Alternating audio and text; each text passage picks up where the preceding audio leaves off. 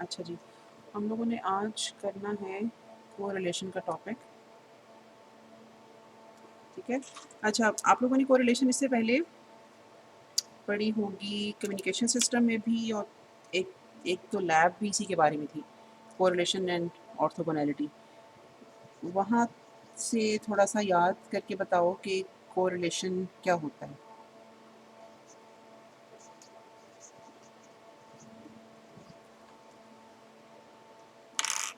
अच्छा, उससे पहले डिफरेंस इक्वेशन के बारे में कोई सवाल तो नहीं है?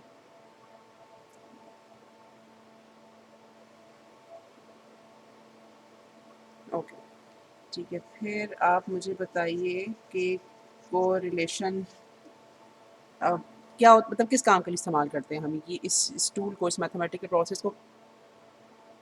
Very good.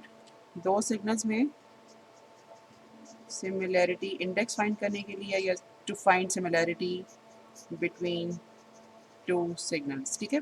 अब हम लोगों ने दो स्पेसिफिक एप्लीकेशंस के लिए इसको इस्तेमाल किया था कम्युनिकेशन सिस्टम लैब में। वो दो एप्लीकेशंस क्या थी?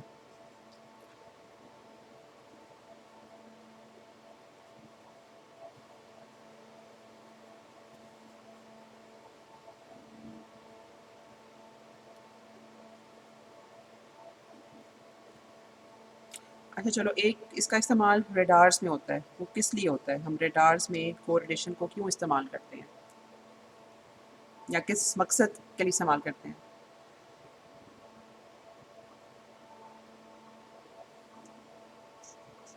ट्रांसमीटर से एक सिग्नल भेजते हैं, यस, ठीक है। हो सकता है यहाँ पे कोई ऑब्स्टिकल हो, ठीक है, और उससे ये सिग्नल हमारा टकरा के वापस आए, ठीक है। और अगर हमारा transmitted signal for example x of n था, तो रिसीव्ड सिग्नल, जो कि अब उसको हम वाई ऑफ एन कहेंगे, it might come after a delay of, इसको हम कह सकते हैं 2D, ठीक है। मतलब उसने कुछ डी डिस्टेंस, कुछ डी सेकंड्स जाने में ट्रेवल किए, कुछ डी सेकंड्स आने में ट्रेवल किए, ठीक है। अच्छा, क्योंकि डी से बेहतर है कि मैं इसका नाम एन नॉट रख दूँ, ताकि हम यहाँ पर उसको इंश्योर करें, मतलब एक ऐसा वेरिएबल ही यूज़ करें जो जिसके हमें अंदाज़ा हो रहा है कि हम डिस्क्रीट टाइम सिस्टम सिग्नल्स की बात कर रहे हैं। अच्छा, अब ये जो ऑब्स्टिकल है, इससे जब टकरा के सिग्नल वापस आया तो कुछ डिले के साथ ज़ाहिर सी बात है वापस आएगा। अच्छा, तो अब हम यूँ कर सकते हैं कि इस सिग्नल को, यानी कि वाई ऑफ एन को जिस वक़्त हम कोरिलेट करेंगे एक्स ऑफ एन से, तो उसकी सिमिलैरिटी जहाँ पे सबसे ज़्यादा होगी, एक तो हमें अंदाज़ा हो जाएगा कि उस पॉइंट से कि जो ऑब्स्टिकल है वो कितना दूर है, ठीक है? मतलब हमारे ट्रांसमीटर और ऑब्स्टिकल के दरमियान कितना डिस्टेंस है उसका, और चूँकि ये मुसलसल कोरिलेशन जो है वो कंप्यूट हम करते जा रहे हैं जैसे-जैसे हमें सिग्नल रिसीव हो रहा है, तो हमें थोड़ा-सा उससे ये भी अंदाज़ा हो सकता है कि ऑब्स्टिकल एक तो हमारी तरफ कितनी स्पीड से आ रहा है, ठीक है? और उसका एंगल ऑफ अराइवल क्या है, उसकी अप्रोचिंग वेलोसिटी क्या है, वगैरह-वगैरह। तो रेडार्स एक बहुत बड़ी एप्लीकेशन है, बहुत इंपॉर्टेंट एप्लीकेशन है, जहाँ पर कोरिलेशन का बहुत ज़्यादा इस्तेमाल होता है, ठीक है। अच्छा, उसके अलावा आप लोगों ने एक और काम किया था कोरिलेशन को समझने के लिए, वो क्या था? कुछ थोड़ा सा याद है? उसी लैब में, कम्युनिकेशन सिस्टम लैब में।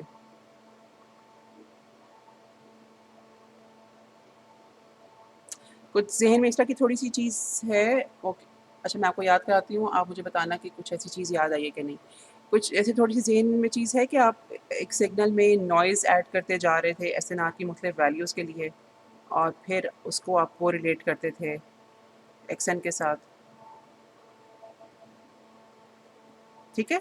अच्छा, उसमें हम देखना ये चाह रहे थे कि हमने नॉइज़ की मुख्तलिफ वैल्यूज़ ली थी, या आप समझ लो कि एसएनआर की मुख्तलिफ वैल्यूज़ ली थी। मसलन अगर मैं गलत नहीं कह रही तो वो 1, 5 और 10, ठीक है? ये एसएनआर की वैल्यूज़ थी। ये नॉइज़ हम ऐड करते थे किसी सिग्नल में, मतलब हमारे पास एक, लेट्स सपोज़ कि एक सिग्नल था एक्स ऑफ एन, और एक और सिग्नल हम बनाते थे, उसको मैं x2n कह देती हूँ, और x2n was basically x1n with some noise, ठीक है? उस नॉइज़ को मैं v ऑफ n कह देती हूँ, ठीक है? तो 3 मुख्तलिफ तरह के हम नॉइज़ ऐड करते थे, एक दफ़ा 10 एसएनआर के साथ, एक दफ़ा 5 और एक दफ़ा 1। तो जब हम 1 एसएनआर वाला सिग्नल देखते थे तो वो बहुत ज़्यादा नॉइज़ी होता था।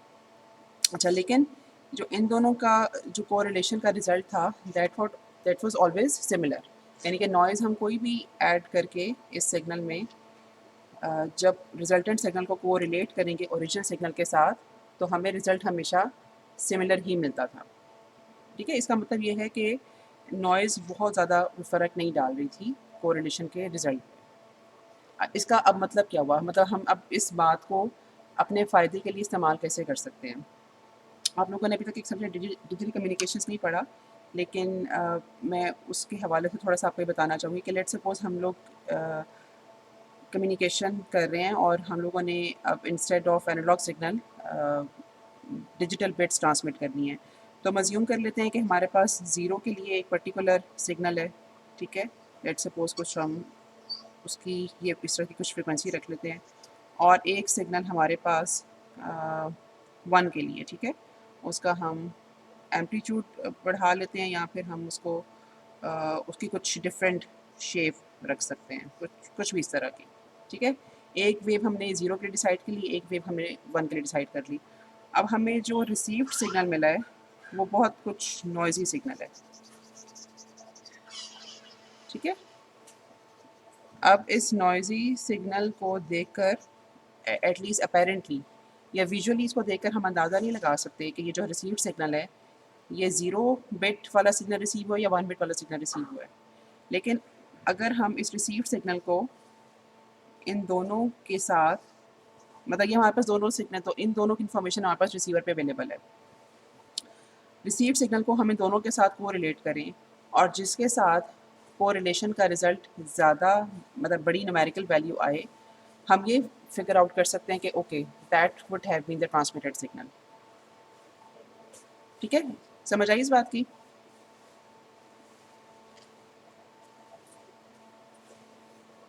ओके। नॉइज़ी सिग्नल मिला ना हमें रिसीवर पे, ठीक है? तो हम इसको देख के फिगर आउट नहीं कर सकते कि एक्चुअली ट्रांसमिटेड सिग्नल क्या होगा। तो हम लोगों ने उस नॉइज़ी सिग्नल को हमारे पास ये इन ट्रांसमिटेड सिग्नल की इन्फॉर्मेशन अवेलेबल है कि कौन-कौन सी पॉसिबल ट्रांसमिटेड सिग्नल्स हो सकते थे या हो सकते हैं, ठीक है? अब हम इस नॉइज़ी रिसीव्ड सिग्नल को दोनों पॉसिबल ट्रांसमिटेड सिग्नल के साथ कोरिलेट करते हैं। जिस सिग्नल के साथ कोरिलेशन का रिज़ल्ट ज़्यादा आता है यानी कि एक जिसके साथ एक बड़ी न्यूमेरिकल वैल्यू हमें मिलती है, हम ये डिक्लेयर कर सकते हैं कि वो सिग्नल जो है वो ट्रांसमिट हुआ होगा। ठीक हो गया? अच्छा, तो कोरिलेशन का बेसिकली ये जो मैथमेटिकल टूल है, ये हमें इस सूरत हाल में भी मतलब अब देखो ना ये बिट एरर रेट की इम्प्रूवमेंट के लिए बेसिकली इस्तेमाल हम कर सकते हैं, एरर को रिड्यूस करने के लिए इस्तेमाल कर सकते हैं या नॉइज़ी सिग्नल को रिकवर करने के लिए इस्तेमाल कर सकते हैं। इस एक एप्लीकेशन से इस मतलब इसकी एक इस कैरेक्टरिस्टिक्स में बहुत सारी चीज़ें की जा सकती हैं। अच्छा, अब ये तो हो गई कोरिलेशन की एप्लीकेशंस या मोटिवेशन की हम कोरिलेशन यूज़ क्यों करते हैं। अभी हम ज़रा कोरिलेशन को करना सीखेंगे कि मैथमेटिकली इसे हम करते किस तरह से हैं। अच्छा, कोरिलेशन का फ़ॉर्मूला ये होता है कि इसको यूजुअली एक्सप्रेस इस तरह से किया जाता है, एक्स ऑफ एन और कन्वोल्यूशन का साइन ही हम यूज़ करते हैं और यहाँ पर अच्छा ये मुझे एन लिखना चाहिए वाई ऑफ माइनस एन, ठीक है? अब इसका मतलब ये है कि वाई ऑफ माइनस एन और एक्स ऑफ एन को मैं कन्वॉल्व कर रही हूँ। अब मैंने माइनस एन यहाँ पर किसी एक पर्टिकुलर वजह से लिखा है जो कि होपफुली आपको आगे जाके ज़्यादा क्लियर होगी। इसी को अगर मैं फॉर्मूले से एक्सप्रेस करूँ तो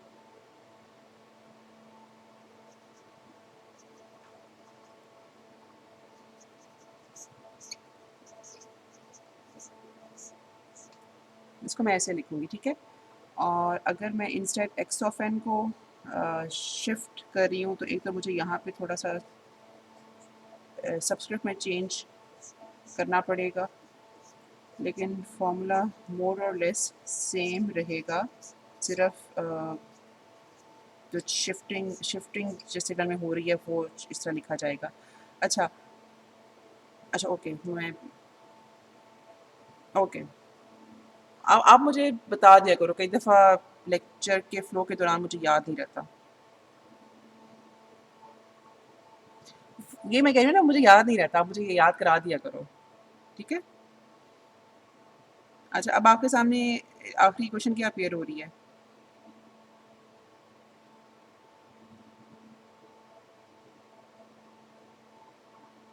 ओके, ओके, इसका मतलब है कि वीडियो आपके सामने आ रही है।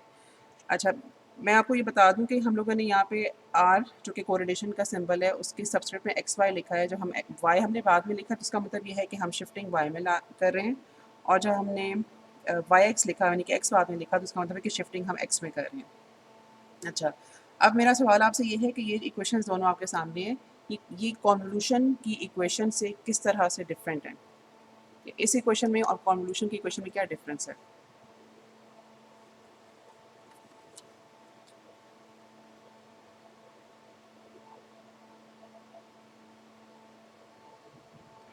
ओके, लेकिन वेरिएबल का नाम तो हम कुछ भी रख सकते हैं। मसलन अगर मैं यहाँ पे के रख दूँ और यहाँ पे के रख दूँ, तो फिर उसके बाद आप मुझे मतलब क्या कैसे आइडेंटिफाई करोगे कि क्या डिफरेंस है?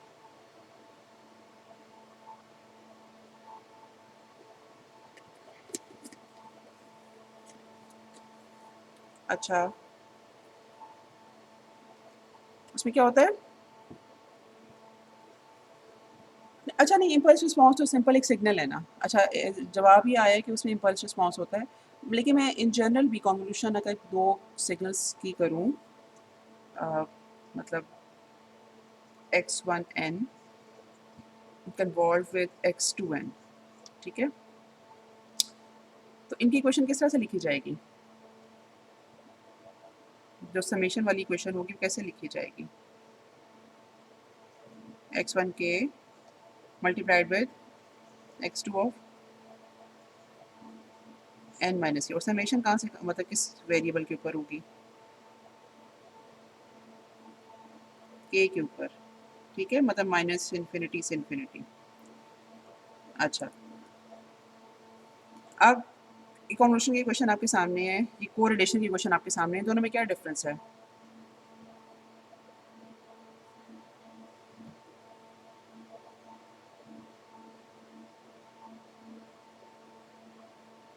ओके, ओके, ये भी है। एक एक और डिफरेंस है बड़ा इंपॉर्टेंट। कन्वोल्यूशन के 3 स्टेप्स क्या होते हैं जिस वक़्त हम कन्वोल्यूशन शुरू करते हैं? पहला स्टेप क्या होता है? ठीक है, n को k से रिप्लेस कर दिया। Okay, okay, number 2? जी, जी, बिल्कुल। n को k से रिप्लेस करते हैं, दूसरा स्टेप? फ्लिप किया, ये चीज़। कोरिलेशन में फ्लिप नहीं करते। कन्वोल्यूशन और कोरिलेशन में जो डिफरेंस है ना, वो फ्लिपिंग का है। वो कन्वोल्यूशन में फ्लिपिंग होती है, कोरिलेशन में फ्लिपिंग नहीं होती।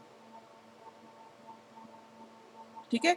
इसमें अगर आप देखो तो ये सिंपल मतलब यहाँ पे n को मैंने k से रिप्लेस नहीं किया ना, ये सिंपल y ऑफ n है और ये शिफ्टेड x ऑफ n है, फ्लिप्ड नहीं है। ठीक है? तभी हम लोगों ने जब कोरिलेशन को कन्वोल्यूशन की ऑपरेशन के थ्रू डिफाइन करने की कोशिश की, तो हमने यहाँ पे y ऑफ माइनस n लिखा है। ठीक है?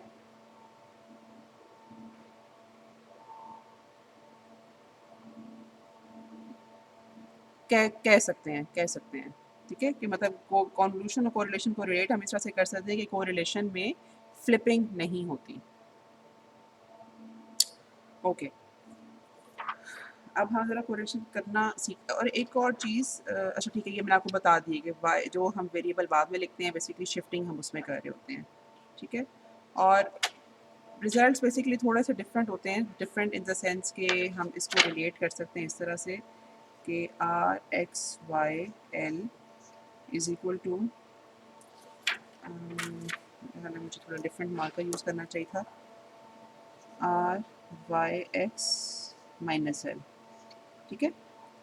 तीसरा कन्वोल्यूशन में तो अगर हम x1n को कन्वॉल्व करें x2n के साथ, या फिर x2n को कन्वॉल्व करें x1n के साथ, तो रिजल्ट सेम रहता है, राइट?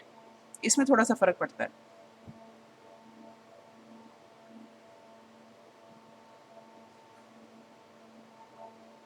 इसमें हमारे पास इस तरह की मतलब मैं ये बता रही थी। अच्छा, मैं ये लिख के बताती हूँ नेक्स्ट स्लाइड में।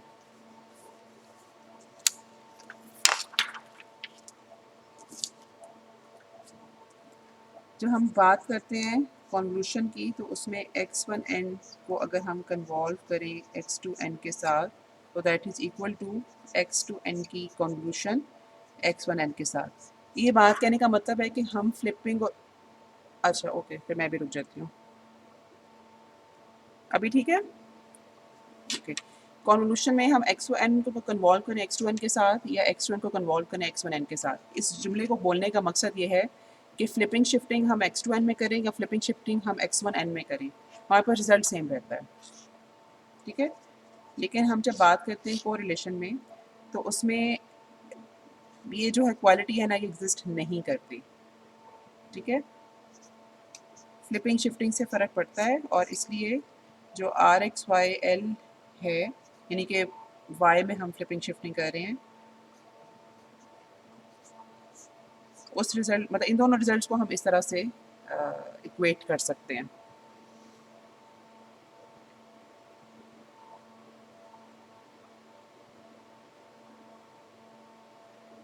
ठीक है?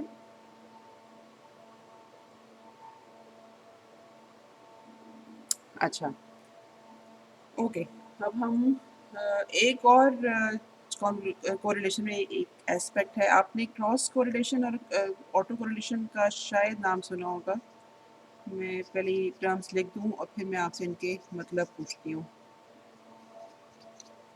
क्रॉस कोरिलेशन और ऑटो कोरिलेशन में क्या डिफरेंस है?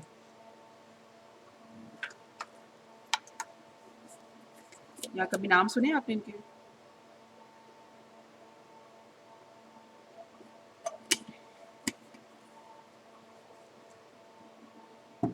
याद नहीं है। ओके, क्रॉस का नहीं सुना हुआ। ओके। कोरिलेशन में यूजुअली यही दो टर्म्स हैं जो कि बहुत ज़्यादा इस्तेमाल होती हैं। क्रॉस कोरिलेशन तब होता है जब हम दो मुख्तलिफ सिग्नल्स को कोरिलेट करें। मसलन आर एक्स वाई जो है ना, वो क्रॉस कोरिलेशन है। ओके, इसमें दोनों दो मुख्तलिफ सिग्नल्स को हम कोरिलेट कर रहे हैं। ऑटो का मतलब ये है कि जहाँ पे हम दो सिमिलर सिग्नल्स को कोरिलेट करें। ठीक है? और उसमें हम चूँकि दोनों सिग्नल एक जैसे होंगे, तो उसको फिर हम आर सबस्क्रिप्ट एक्स से रिप्रेजेंट करते हैं। ठीक है? तो ऑटो हो गया जहाँ पे दोनों सिग्नल्स एक जैसे होते हैं। क्रॉस कोरिलेशन वो सिचुएशन है जहाँ पे दोनों सिग्नल्स डिफरेंट होते हैं। अच्छा, अब आपके ज़हन में शायद ये बात आए कि हम ऑटो कोरिलेशन कर ही क्यों रहे हैं? अच्छा, कोरिलेशन के सिर्फ यही दो एप्लीकेशंस नहीं हैं जो मैंने आपको रडार के बारे में बताया या एसएनआर की इम्प्रूवमेंट के बारे में बताया। कोरिलेशन हर ऑलमोस्ट हर उस जगह पे इस्तेमाल होता है जहाँ पर हम रैंडम डेटा को इस्तेमाल कर रहे होते हैं और हमें इनकमिंग डेटा के बारे में नहीं पता होता कि वो उसकी क्या कैरेक्टरिस्टिक्स हैं या वो किस तरह का सिग्नल हमें रिसीव होगा या हुआ है। ठीक है? तो कोरिलेशन लेकिन चूंकि ये थोड़ा सा अंडरग्रेड लेवल से बियॉन्ड है ना, जिसलिए मैं आपको इसके बारे में बहुत ज़्यादा डिटेल तो नहीं बताऊंगी। लेकिन मैं आपको ये ज़रूर यहाँ बताऊंगी कि जहाँ पे भी हम रैंडम डेटा से डील कर रहे होते हैं ना, तो कोरिलेशन ऐसी उन सारी एप्लीकेशंस में इस्तेमाल होता है। और वहाँ पर ये जो auto correlation cross correlation usually हम दोनों बहुत ज़्यादा इस्तेमाल करते हैं। ठीक है? तो this is beyond this subject. ये हम इसको करते क्यों हैं इस्तेमाल, अभी आपके लिए इतना काफ़ी है ये समझना कि क्रॉस जी बोलिए।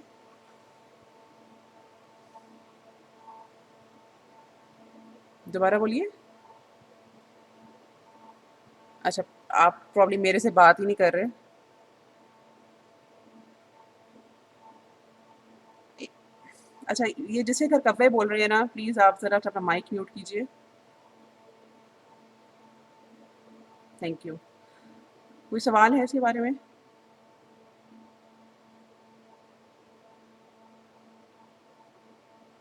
ओके।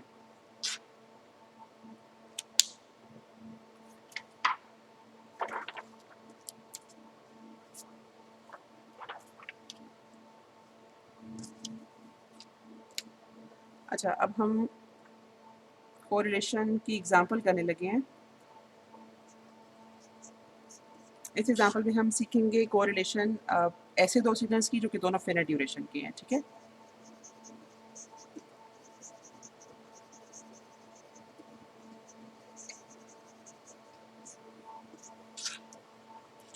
हमारे पास एक सिग्नल एक्स ऑफ एन है दैट इज गिवन एज 3 2, और अगर मैं यहाँ पे एरो नहीं बना रही तो इसका मतलब ये है कि ये जो मेरा पहला सैम्पल है that is located at n equals to 0।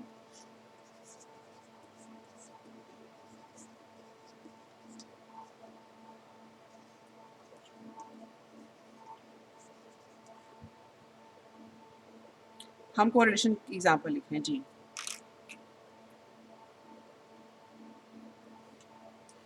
अच्छा, अब हम कोरिलेशन करते इस तरह से हैं कि लेट्स सपोज कि हम इस एग्जांपल में फाइंड आउट करना चाह रहे हैं आर एक्स वाई एल। अच्छा, इस एल को क्या कहते हैं? किसी को नाम पता है इसका?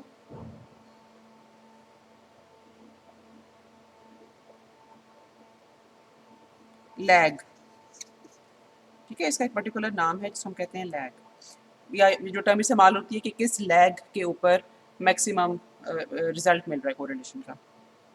अच्छा, अ, अब हम कोरिलेशन जब स्टार्ट करते हैं तो सबसे पहले हमने करना यूँ होता है कि जिस सिग्नल को हम शिफ्ट कर रहे होते हैं, जैसे कि हम यहाँ पर वाई ऑफ एन को शिफ्ट करेंगे, तो हमने उसको उठा के मतलब या उसको शिफ्ट करके एक्सट्रीम लेफ्ट पे ले जाना होता है। इसको हम ये भी कह सकते हैं कि एल की वैल्यू कम से कम इतनी नेगेटिव हम करेंगे कि वाई ऑफ एन का जो लास्ट सैंपल है वो एक्स ऑफ एन के फर्स्ट सैंपल के साथ कोइंसाइड करे।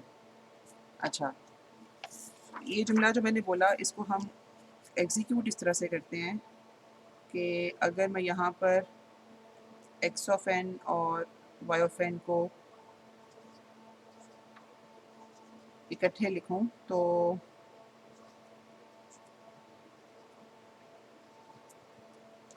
इस तरह से ये लिखे जाएंगे। अब मुझे इसके एक्स ऑफ एन का पहला सैंपल और वाई ऑफ एन का लास्ट सैंपल कोइंसाइड करना है, ठीक है।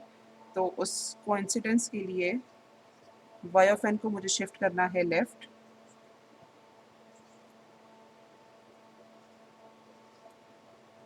तो मेरे पास कुछ इस तरह की सिचुएशन आएगी, ठीक है। तो जो पहली ओवरलैपिंग होगी वो होगी, अच्छा कौन सी बात दोबारा बता दूँ? ठीक है, ओके, ये जो आपके सामने ये जो ऊपर स्क्रीन में ऊपर की तरफ जो सिग्नल्स ड्रॉ हुए हैं ना, उनमें अभी तक कोई शिफ्टिंग नहीं हुई। ये मैंने एक्स ऑफ एन को और वाई ऑफ एन को as in their given condition मैंने प्लॉट किया या लिखा है, और हमें नज़र आ रहा है कि एन इज इक्वल टू 0 के ऊपर ये सिचुएशन है। अब मुझे वाई ऑफ एन को शिफ्ट करना है लेफ़्ट साइड पे सच दैट जो वाई ऑफ एन का लास्ट सैंपल है वो एक्स ऑफ एन के फर्स्ट सैंपल के साथ कोइंसाइड करे, और मतलब ये वाली सिचुएशन मेरे पास जनरेट हो जाए।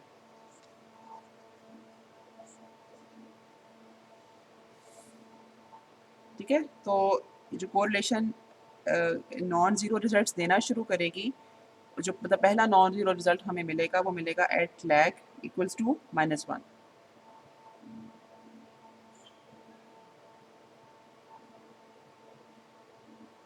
ठीक है,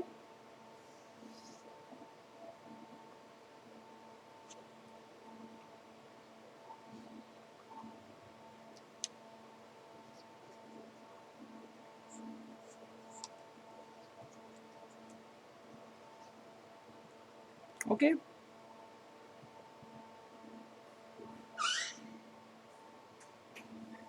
एन का था, मैं आपको दिखा भी देती हूँ।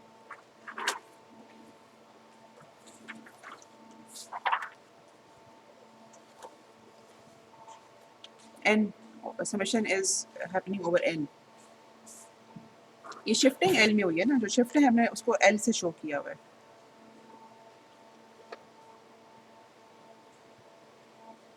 कंफ्यूजन है इस बात में? अच्छा ठीक है, ये भी हम कर सकते हैं। अच्छा, वाई में मैंने शिफ्ट किया है, और करना मुझे ये है कि एक्स ऑफ एन का फर्स्ट सैम्पल और जिस सिग्नल को मैं शिफ्ट कर रही हूँ उसका लास्ट सैम्पल, उनकी मुझे कोइंसिडेंस करनी है, that is happening at l is equal to -1। और यहाँ पर जो ओवरलैप सैम्पल्स हैं 3 और -1, उनका प्रोडक्ट मिलके मुझे -3 मिल गया। तो कोरिलेशन का जो पहला नॉन ज़ीरो रिजल्ट है वो मुझे l इज़ इक्वल टू -1 पे मिला है और वो -3 है। अब यहाँ से ऑनवर्ड ज़ाहिर सी बात है कि लैग पॉजिटिव होता जाएगा, ठीक है। मसलन अगर मैं l इज़ इक्वल टू 0 के ऊपर सिचुएशन देखूँ तो वो कुछ इस तरह से होगी।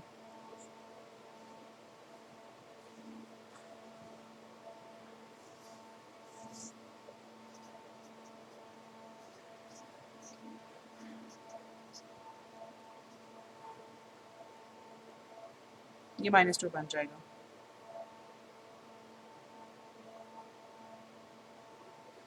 हाँ जी, स्क्रीन स्टक तो नहीं है?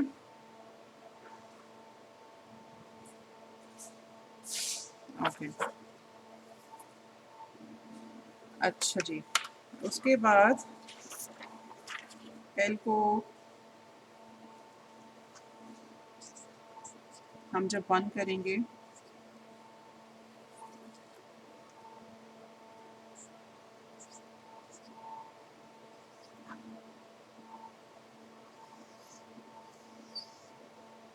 तो rxy1 हमारे पास आएगा 6, ठीक है।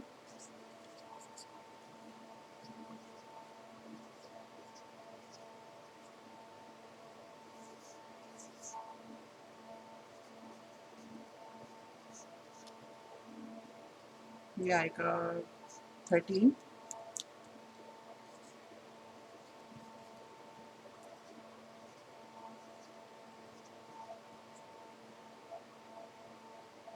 जी, आप लिखना चाहते हो तो आप ज़ीरो लिख सकते हो, लेकिन ना भी लिखो, मतलब इट डिपेंड्स, ये आपकी कन्वीनियंस के ऊपर है। अगर आप ना भी लिखो तो भी ठीक है, या अगर आप ज़ीरोज़ के साथ उसको रिप्रेजेंट करो तो भी ठीक है।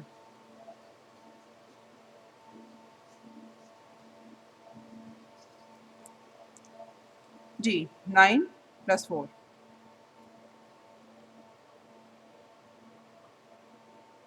ठीक है।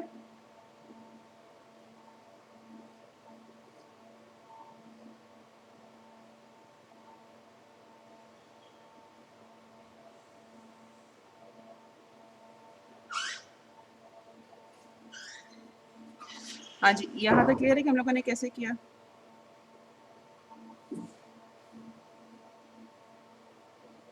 मुश्किल बात तो नहीं इसमें कोई? ओके, अच्छा।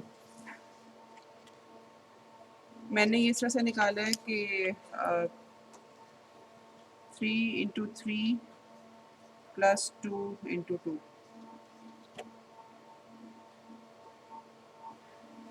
ठीक है।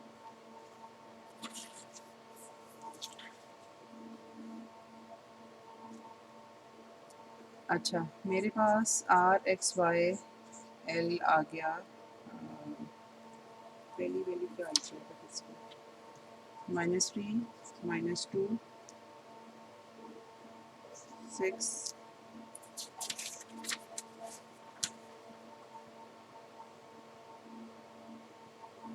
13 और 6 आई गेस, ठीक है। अच्छा,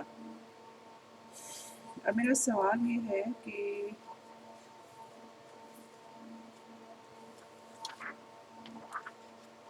अच्छा, ये मेरे पास xn और y(n) है और इन दोनों को कोरिलेट करके मेरे पास ये रिज़ल्ट आ जाता है, ठीक है। अगर मैं इन दोनों सिग्नल्स को लेट्स सपोज 10 से मल्टीप्लाई कर दूँ और ये मेरे पास सिग्नल इंस्टेड इस तरह का हो आ जाए, ठीक है। तो ये जो कोरिलेशन मुझे इन दोनों सिग्नल्स की मिलेगी, ये जो कोरिलेशन वेक्टर मिलेगा, उस पे क्या चेंज आएगा? मतलब -3 की जगह मुझे क्या मिलेगा?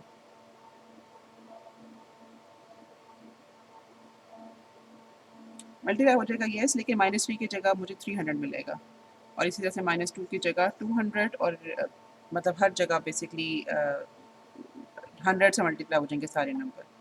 अब मेरा सवाल ये है कि हमें नज़र आ रहा है देखकर कि हम लोगों ने जब दोनों सिग्नल्स को बेसिकली 10 से मल्टीप्लाई कर दिया तो जो रिजल्टेंट कोरिलेशन का वेक्टर हमें मिला उसमें अपेरेंटली बिगर न्यूमेरिकल वैल्यूज़ हैं, ठीक है।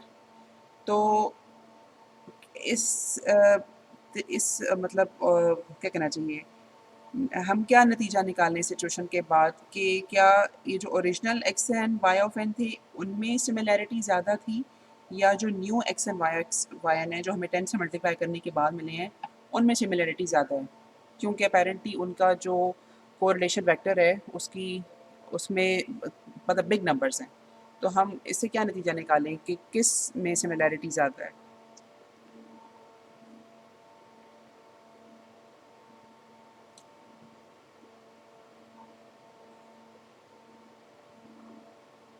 अच्छा, अब आपकी जो इंट्यूशन है ना वो बिल्कुल ठीक है कि हमें सिर्फ ये बिग नंबर्स मतलब -3 या -300 देखकर तो नहीं फैसला करना चाहिए कि कौन से दो सिग्नल्स में सिमिलैरिटी ज़्यादा है, ठीक है? क्योंकि इसमें तो वैल्यूज़ ही बहुत बड़ी हैं, तो ज़ाहिर-सी बात है कि रिजल्टेंट कोरिलेशन वेक्टर ही हमें बहुत बड़ी वैल्यूज़ के साथ मिला है। तो फिर तरीका इसका ये होता है कि हम instead of going for correlation vector as given this form, हम उसको नॉर्मलाइज़ करते हैं, मतलब एनर्जी ऑफ एक्स और एनर्जी ऑफ वाई से, ठीक है। और फिर जो रिजल्टेंट सिग्नल होता है, रिजल्टेंट जो हमारे पास वेक्टर आता है, we call it correlation coefficient,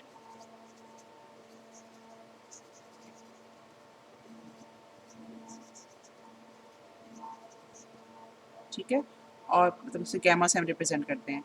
अब जो कोरिलेशन कोफिशिएंट होता है ना, उसकी मिनिमम वैल्यू -1 हो सकती है और मैक्सिमम वैल्यू 1।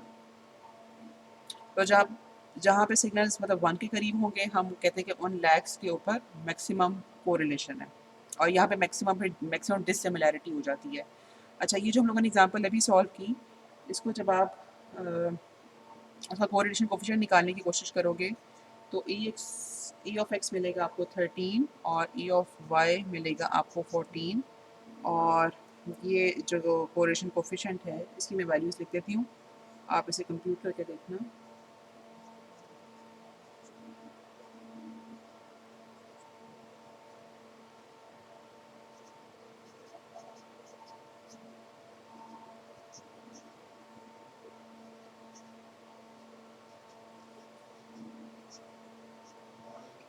ठीक है, यहाँ पर हमारे पास आएगा एरो।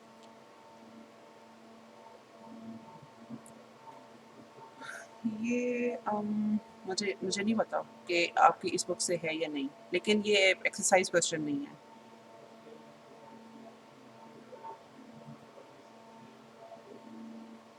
मतलब अगर एग्जांपल भी है तो मतलब अगर इस बुक से है भी तो एग्जांपल होगी, एक्सरसाइज क्वेश्चन नहीं है।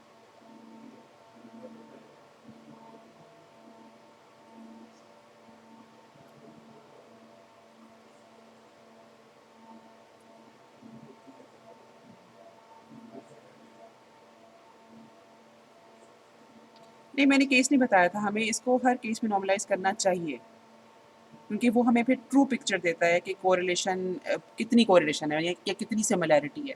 सिंपली कोरिलेशन फाइंड आउट करके हम सिमिलैरिटी का अंदाज़ा नहीं लगा सकते ना। मतलब मेरे पास 13 इज़ 13 अ बिग नंबर और इज़ 1300 अ बिग नंबर, ठीक है? ये हम इस तरह से फिगर आउट नहीं कर सकते।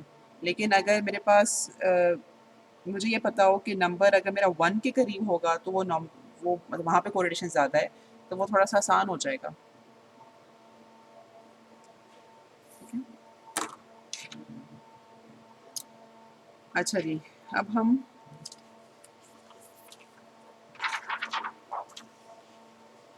कोरिलेशन करना सीखेंगे इनफ़िनिट ड्यूरेशन सिग्नल्स के लिए,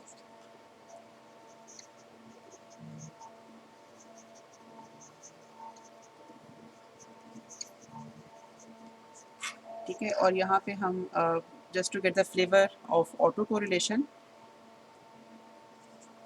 मतलब फिर 2 चीज़ें कवर हो जाएँगी हमारे पास।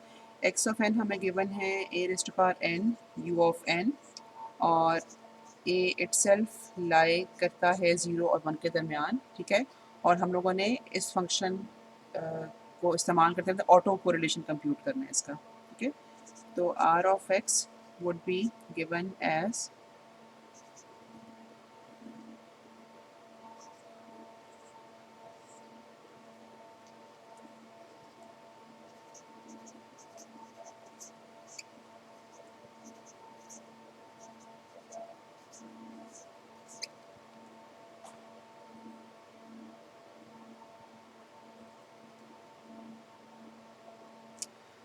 अच्छा, अब यहाँ से आगे चलने के लिए ना हमें इन दोनों का कंबाइंड इफ़ेक्ट देखना पड़ेगा, क्योंकि इन दोनों के कंबाइंड इफ़ेक्ट ने बेसिकली डिसाइड करना है कि समेशन की लिमिट्स कहाँ से कहाँ तक जाएंगी। अब u ऑफ n को हमने जब प्लॉट करना है वर्सेस n, तो ये स्टूडेंट हमें थोड़ा सा मतलब इसके बारे में हमारा कॉन्फिडेंट होते हैं कि ये कहाँ से कहाँ तक बनेगा, 0 1 2 3 -1 एंड सो ऑन, ठीक है। अब u of n minus L हम लोगों ने प्लॉट करना है वर्सेस n, लेकिन आपको पता है कि ये चीज़ मैंने आपको बताई थी कि कोरिलेशन जब हम करते हैं तो जिस सिग्नल को हम शिफ्ट कर रहे होते हैं ना, उसको पहले हम लेफ़्ट साइड पे लेके जाते हैं, लेफ़्ट साइड पे शिफ्ट करते हैं। अब लेफ़्ट साइड पे शिफ्ट करने का मतलब ये है कि एल की वैल्यू नेगेटिव होगी, तो ये जो सिग्नल है u of n minus L, ये कैसे प्लॉट होगा?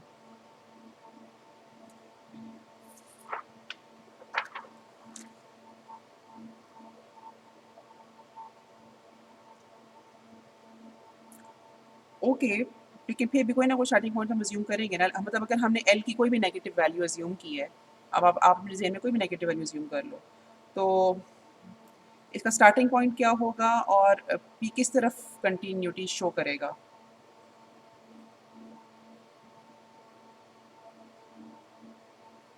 हाँ, बिल्कुल, माइनस एल का स्टार्टिंग पॉइंट होगा, ठीक है? मतलब ये यहाँ पास आ गया 0, ये 1 और ये इस तरफ कंटिन्यूटी शो करेगा, और इससे पहले ये एल की वैल्यू बेशक कितनी भी नेगेटिव हो, ठीक है? आप उसको कोई बहुत बड़ी मतलब 1000 भी अज़्यूम कर सकते हो, -1000, लेकिन बहरहाल अ, जो भी हम एल की वैल्यू अज़्यूम करें, ये वहाँ से स्टार्ट होगा और इसकी जो डायरेक्शन होगी, जो या जिसकी कंटिन्यूटी होगी, वो होगी टुवर्ड्स प्लस इन्फिनिटी। यस? अब आपने मुझे ये बताना है कि ये जो 2 सिग्नल्स मैंने प्लॉट किए आपके सामने, इनका ओवरलैप रीजन क्या है?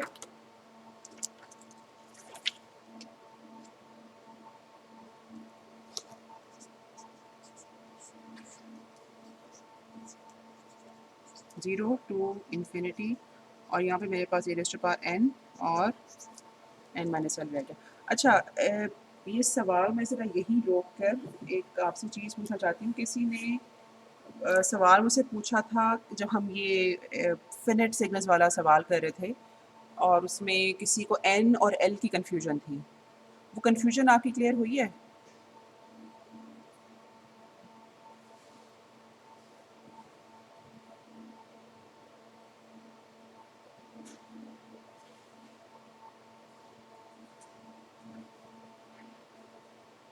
अच्छा, ठीक है। ओके, कन्फ्यूजन आपको ये थी कि शिफ्ट हम एल का दे रहे हैं और समेशन पे हम माइनस वो कर रहे हैं। अब आपको समझ आई कि नहीं? या अभी भी कोई कन्फ्यूजन है? ओके, ठीक है, गुड इनफ। अच्छा, अब मेरे पास समेशन रिड्यूस होकर कुछ इस तरह की रह गई, चूँकि समेशन का जो वेरिएबल है दैट इज़ n, तो मैं यहाँ पर a raise to power minus l को बाहर निकाल सकती हूँ, और मेरे पास जो लेफ़्ट ओवर टर्म है वो रह गई, इस तरह से लिख सकती हूँ मैं इसे?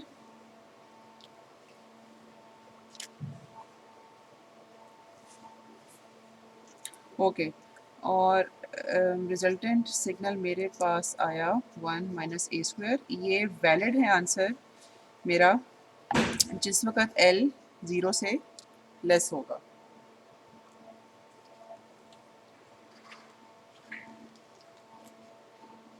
ठीक है? अच्छा, अब हमने ज़ाहिर-सी बात है कि एल को हम मुसलसल पॉज़िटिव करते जा रहे हैं, u of n minus l shift होता जा रहा है, तो हमने एल को 0 से बड़ा करके देखना है कि यू ऑफ़ एन और u of n minus l किस रीजन में कोइंसाइड करेंगे या ओवरलैप करेंगे। 0 1 2, ये मैंने u ऑफ n बनाया है।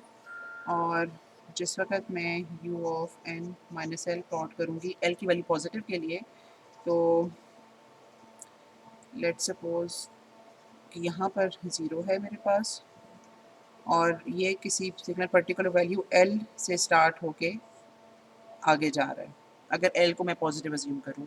यस, ये सिग्नल ठीक है। ओके, अब यहाँ पर आपने मुझे बताना है कि इन दोनों सिग्नल्स का जो ओवरलैप्ड रीजन है वो कहाँ से कहाँ तक है।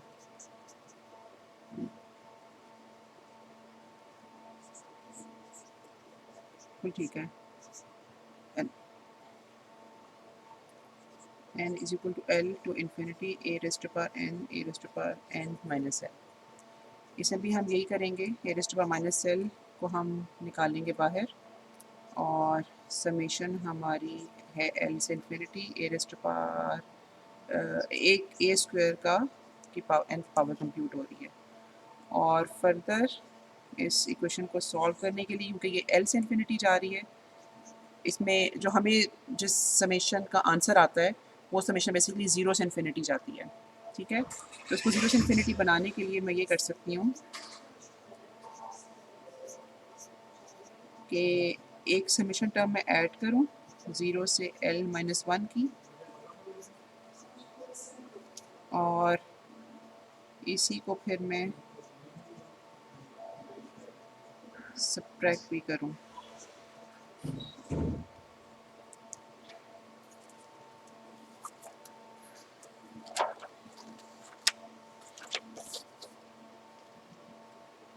अब मेरे पास जो ये दोनों मतलब कंपोनेंट्स हैं, ये वाला और ये वाला, ये दोनों अब कंबाइन किए जा सकते हैं।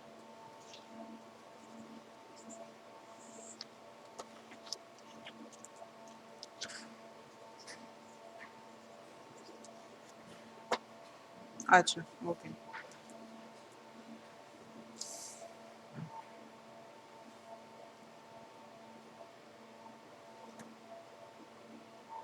ठीक है। जहाँ मैंने ये बताया था कि मेरे पास जो समेशन l से इन्फिनिटी जा रही है, उसमें मैंने एक टर्म ऐड और सब्ट्रैक्ट की है। इस बात की समझ आई है? ओके, अब इन दो टर्म्स को कंबाइन करके मैं अपनी समेशन को लेके जाऊंगी 0 से इन्फिनिटी, और मेरे पास बाकी जो है ना ये वाली सब्ट्रैक्शन वाली टर्म ये रह गई।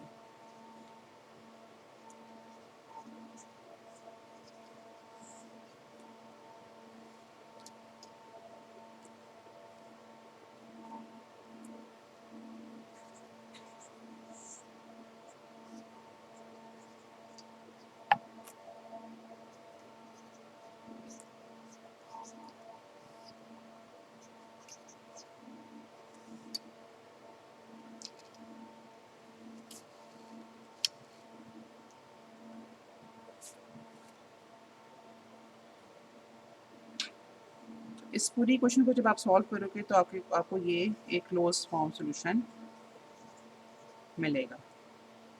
ठीक है,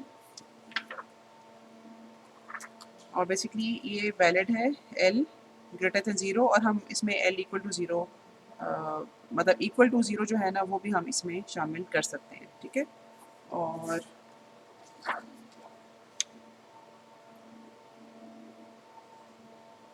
लास्टली अगर मैंने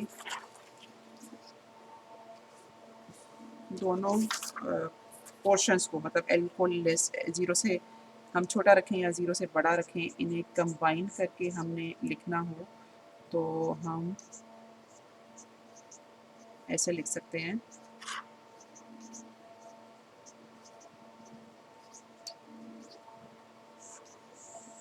और चूंकि इनकी सिमिलैरिटी का फ़ायदा उठाते हुए हम ये भी कह सकते हैं।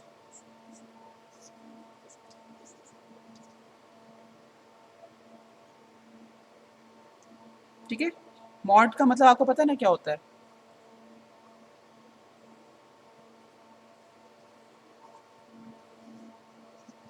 अच्छा, ओके। मॉड को जिस वक़्त हम नेगेटिव वैल्यूज़ के लिए सॉल्व करते हैं, उसका मतलब ये होता है कि हम लोगों ने बेसिकली एल को माइनस एल पुट करना है। अब देखो ए की पावर में है माइनस एल, इसका मतलब ये है कि एल जब नेगेटिव भी होगा तो ये जो बाहर वाला माइनस है ये बेसिकली ए की पावर को पॉजिटिव ही रखेगा। ठीक है ना? मतलब ए की पावर में चूँकि हमेशा पॉजिटिव ही रहना है तो हम उसको यहाँ पर मॉड की टर्म्स में लिख सकते हैं।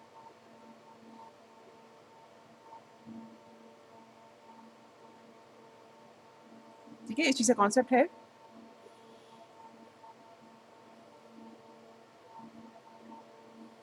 ओके।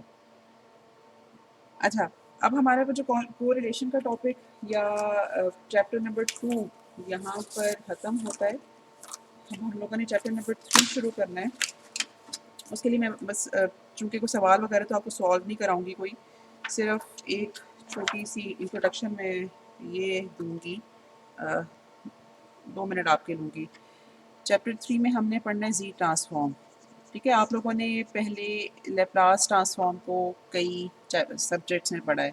ज़ी ट्रांसफ़ॉर्म को हम इस्तेमाल करते हैं डिस्क्रीट टाइम सिग्नल्स या सिस्टम्स के लिए, ठीक है? लेकिन मैं आप लोगों से लैप्ला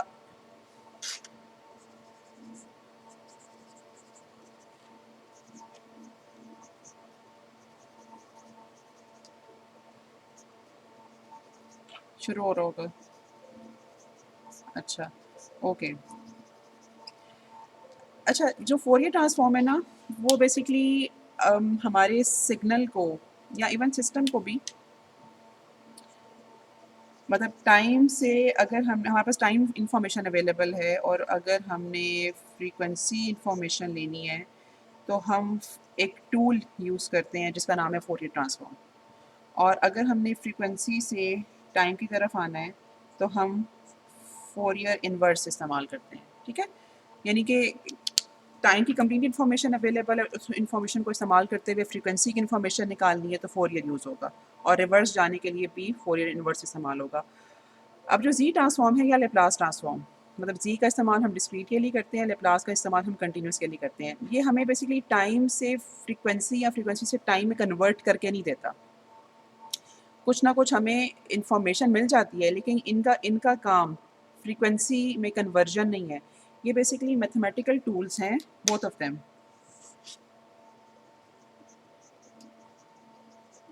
मैं आपको एक उसका दूसरा फ़ायदा भी बताती हूँ, लेकिन पहले फ़ायदे की भी हम बात करें। These both are mathematical tools जो कि एलटीआई सिस्टम्स का एनालिसिस आसान करते हैं। जब हम एनालिसिस की बात करें तो उसका मतलब ये होता है कि हम उसकी आउटपुट निकालना चाहते हैं। हमें सिग्नल को ट्रांसफ़ॉर्म करके ये एक ऐसे सूरत में हमें दे देते हैं कि जहाँ पर हमें उसको इस्तेमाल करके, मतलब सिग्नल्स को उस क्या कहना चाहिए, उन कैरेक्टरिस्टिक्स के साथ इस्तेमाल करके हमारे लिए आउटपुट निकालना आसान हो जाता है। ठीक है? अब इस आसानी को मैं इस तरह से एक्सप्लेन करूँगी कि आपको पता है कि हमारे पास लेट्स सपोज़ एक कॉम्प्लेक्स नंबर है। जब हमारे पास कॉम्प्लेक्स नंबर होता है तो उसको हम 2 तरीक़ों से रिप्रेज़ेंट कर सकते हैं। ये उसकी रेक्टेंगुलर फ़ॉर्म है और ये उसकी पोलर फ़ॉर्म है। अब आपको पता है कि अगर आपने एडिशन या सब्ट्रैक्शन करनी है तो आप कॉम्प्लेक्स नंबर को इस फ़ॉर्म में रखोगे। जहाँ पे आपने मल्टीप्लिकेशन या डिवीज़न करनी है, आप कॉम्प्लेक्स नंबर को इस फ़ॉर्म में रखोगे। तो ये आप अपनी आसानी के लिए उसे कन्वर्ट करते जा रहे हो ना, ठीक है? इसी तरह से हम अब सिस्टम से कुछ आउटपुट निकालनी है, मतलब आउटपुट हमने कंप्यूट करनी है, तो हमारे लिए आसान है कि हम अपने सिग्नल्स को ज़ी ट्रांसफॉर्म लगा के और उसको एक मुख्तलिफ तरह की रिप्रेजेंटेशन उसकी कर सकें। एक बात तो ये है। दूसरी बात ये है कि जो फोरियर सीरीज़ या जो फोरियर का टूल है ना, फोरियर ट्रांसफॉर्म, वो सिर्फ इस्तेमाल होता है ऐसे सिग्नल्स और सिस्टम्स पे जो कि स्टेबल हों।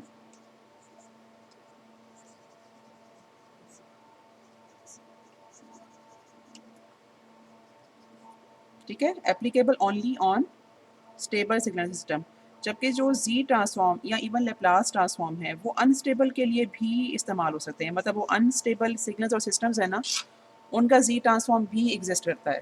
अब ये तो नहीं कि सिस्टम अगर हमारे पास अनस्टेबल है तो हमने उसको स्टेबल करने के लिए कुछ, जैसे आप कंट्रोल सिस्टम पढ़ रहे हो, अब आप उसमें कई जगह पढ़ोगे कि अच्छा आपका सिस्टम अनस्टेबल हो गया, अब आप स्टेबल करने के लिए उसको फलाना-फलाना कंट्रोलर लगा रहे हो। तो पहली बात तो ये कि अनस्टेबल सिस्टम जो है उसको आपके पास कोई तरीका तो होना चाहिए ना कि उसका कोई मैथमेटिकल फ़ॉर्मूला आपके पास अवेलेबल हो, ताकि ऑन द फर्स्ट प्लेस आप उसको स्टेबलाइज़ करने के लिए कोई कोशिश तो कर सको। समझ आई? अगर आप कहोगे कि वो अनस्टेबल है तो उसके ऊपर कोई मैथमेटिकल फ़ॉर्मूला ही नहीं लगता, हम उसको कन्वर्ट ही नहीं कर सकते, उसको ट्रांसफ़ॉर्म ही नहीं कर सकते। तो जब ट्रांसफ़ॉर्म नहीं कर सकते तो फिर हम उसको स्टेबलाइज़ कैसे करेंगे? उसके ऊपर कंट्रोलर के हमें कैसे पता चलेगा कि हम उसके ऊपर कैसा कंट्रोलर लगाएँ? ये बात समझ आ रही है? ओके। तो ज़ी ट्रांसफ़ॉर्म या Laplace transform basically unstable signals and systems को भी रिप्रेज़ेंट करने के लिए इस्तेमाल होते हैं, जिसके बाद हमारी थोड़ी-सी आसानी हो जाती है कि हम उनको स्टेबलाइज़ करने के लिए या कम से कम एनालाइज़ करने के लिए कोई तरीक़ेकार इस्तेमाल कर सकें। अच्छा, यहाँ से ऑनवर्ड जो है ना मैं अभी स्टॉप करूँगी ताकि हम सवाल हम मतलब इसका हम आज नहीं कर सकेंगे, पर थोड़ी-सी इंट्रोडक्शन थी जो मैंने आपको दे दी।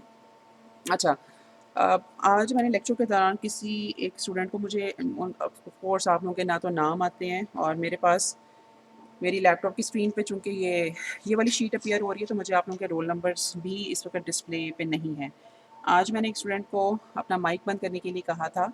मैं आपसे अपोलोजाइज़ करना चाहती हूँ, मुझे आपसे ऐसे नहीं कहना चाहिए था।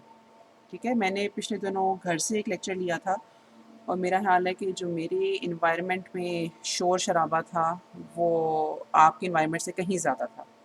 तो आई एम सॉरी कि मैंने आपसे ऐसी बात की, मुझे आपसे ऐसे नहीं करना चाहिए था। आई होप कि आप मेरी अपॉलॉजी जो है वो एक्सेप्ट करोगे। नहीं, बस मुझे मुझे अफ़सोस हुआ कि मुझे आपसे ऐसे नहीं कहना चाहिए था क्योंकि ये कंडीशन एक ऐसी वो एक अलग बात है, फिर आप भी तो सॉरी मतलब मैं फिर आपसे भी सॉरी एक्सपेक्ट करती हूँ, लेकिन बहरहाल मुझे आपसे ऐसी बात नहीं करनी चाहिए थी क्योंकि हम सारे किसी ऐसी आइडियलिस्टिक जगह पे नहीं बैठे कि जहाँ पे हमारे पास मतलब ऐसे अनफोर्सीन सिचुएशंस ना होती हों। तो I am sorry for my act. ठीक है? अच्छा जी। ओके, एक तो मेरा हाल है कि मैंने आपसे कौन सी बात की थी कि नेक्स्ट वीक आपका इंशाल्लाह क्विज़ होगा। अ मतलब 4 ईयर सीरीज़ में तो ये जो है लेज़ी ट्रांसफ़ॉर्म के बारे में जो मैंने आपसे भी जो इंट्रो दिया उससे तो कोई सवाल नहीं आएगा, लेकिन उससे पहले कोरिलेशन तक का जो टॉपिक है वो आपके क्विज़ में इंक्लूड होंगे, ठीक है? और टेंटेटिवली थर्सडे को 10 बजे के आस-पास क्विज़ होगा, ठीक है? उम, ओके, उससे पहले कोई चीज़ अगर आप लोगों ने पूछनी हो तो आप लोग व्हाट्सएप या ईमेल करके पूछ सकते हो। मैं कोशिश करूँगी, मैं प्रॉमिस नहीं कर सकती लेकिन मैं कोशिश करूँगी। ठीक है? थैंक यू और अल्लाह हाफ़िज़। अल्लाह हाफ़िज़।